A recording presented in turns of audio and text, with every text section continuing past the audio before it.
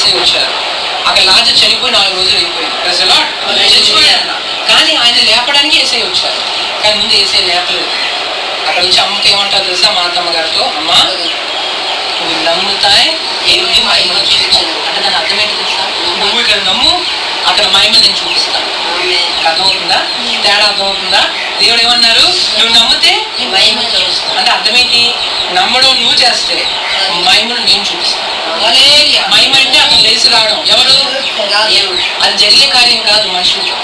కానీ జరగకపోయినా దేవుడు చెయ్యాలి అంటే ముందు మనం ఆయన చేస్తారని ఇక్కడ నమ్మాలి.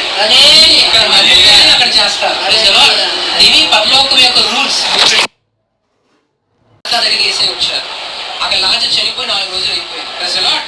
చచ్చిపోయాడు. కానీ ఆయన లేపడానికి ఏసై వచ్చారు. కానీ ముందు ఏసై లేపలేదు. అక్కడ వచ్చి అమ్మకి ఏమంటారు తెలుసా, మా అత్తమ్మ గారితో, అమ్మ